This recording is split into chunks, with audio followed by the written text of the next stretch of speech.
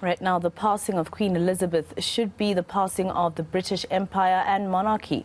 That's according to the General Industries Workers Union of South Africa. The union earlier released a statement on the Queen. She's the longest-serving British monarch who was on the throne for over 70 years. Let's bring in Giwusa President Mametlwe Sebei, who joins me now via Zoom. Thank you very much, Mr. Sebei, for your time here on eNCA. So I read your statement. It seems you're saying that the monarch should come to an end. There should be no King Charles III. Absolutely. I mean, this is an institution that is a parasite over the body, of the British society, which is held and bolstered at the expense of the British working class people. But also, this queen is a symbol of an empire that was built on violence and colonial conquest of people of Africa, of Asia, but also across her vast empire, which included this country at some point. And you also seem to also allude to the statement that was sent by the president, our president yesterday, Cyril Ramaphosa, talking about her legacy, etc. And you seem not to agree. You think he was being too kind? We don't agree. I mean, the fact that she will be fondly remembered. What does that even mean? What Ramaphosa is not mentioning in the statement is that this is the last reigning British monarch in this country.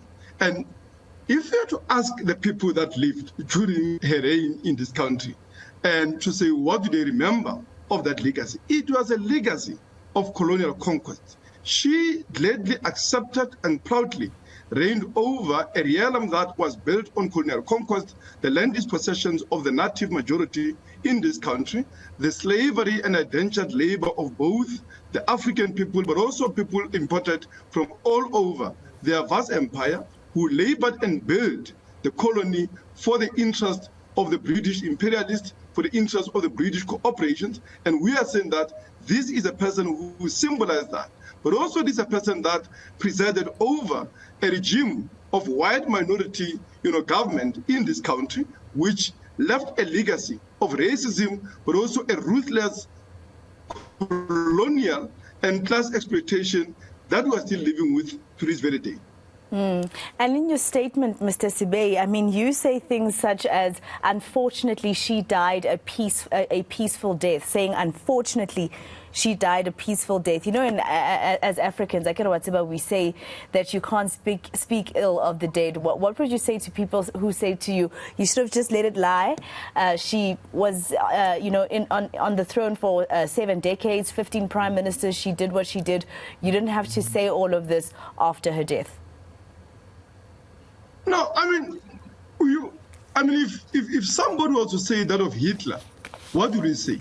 This is a monarch that reigned over a displacement of over 1 million Kenyans during what they call a memorabilium, who were, who were placed in what was called a concentration camp, where people were brutally tortured, were killed, and were subjected to all sorts of humiliations and abuses. For what?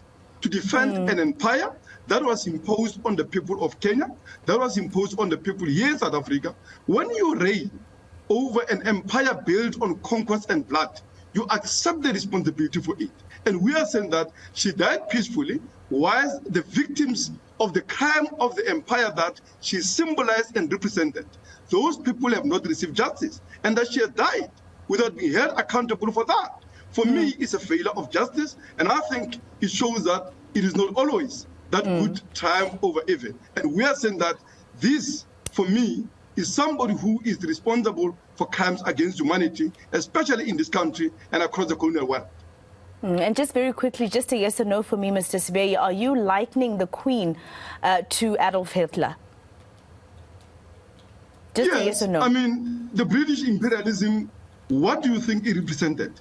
It represented a murder and killing and a colonial plunder of millions of people across the world, including in this country. All right, thank you so much for speaking to us, Mr. Sebei.